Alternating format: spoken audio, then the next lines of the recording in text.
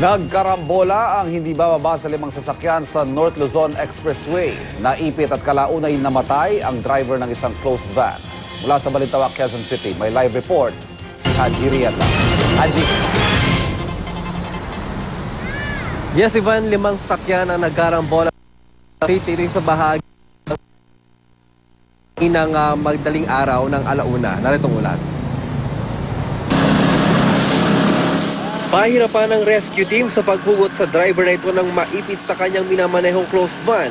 Umangga kasi ito sa likod ng isang truck sa NLEX northbound malapit sa Maninta exit matapos namang banggain ng isang pampaserong bus magalauna ng madaling araw. Makalipas ang ilang minuto, nailabas din ang lalaki at agad ay sinakay sa ambulansya. Kwento ng driver ng bus na nakabangga, hindi raw gumana ang preno nito. Hindi ko magat, sir. Siyempre, may isip ko, sir, baka magkasalansan-salansan, sir, mga tao. Niliis ko, sir. Medyo hindi pa rin siya papabagal na.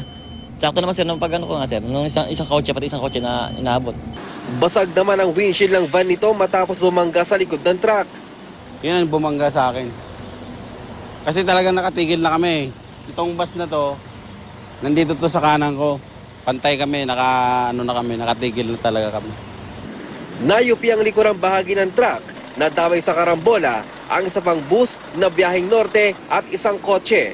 Sa impormasyong nakuha ng GMA News, dead on arrival sa ospital ang driver ng closed van truck. Hindi ko rin po kagustuhan yung nangyari. Dahil po, kasi alam ko naman, sir, na yung preno, dahil diinto yan. Kaso talagang hindi, sir, kinaya ng preno, sir. Bagay lumusot eh. Patuloy naman ang investigasyon ng Valenzuela Police sa nasabing pangyayari. Samantala, Ivan, silipan naman muna natin ang lagay ng trapiko dito sa may NLEX. At dito nga sa ating kinatatayuan, sa may north, itong right lane, ito yung northbound, papunta ng Balintawak toll ng NLEX. Ayan, napakaluwag ng daloy ng trapiko.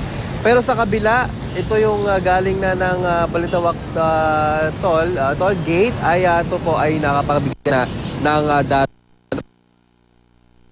marami na. Esa naman, silipin din natin ay ito po ay mabigat na rin ang daloy ng trapiko dyan. Ito yung mga galing naman ng galing sa galing ng NLEX at ang iba ay galing ng Malabon. Yung kabilang lane naman, ito naman yung galing ng Quezon City at papunta ng Navotas at Malabon ng Caloocan ay maluwag pa naman hanggang sa mga oras na ito. Diyan mo ng latest mula rito, balik sa Ivan. Haji Rieta, maraming salamat.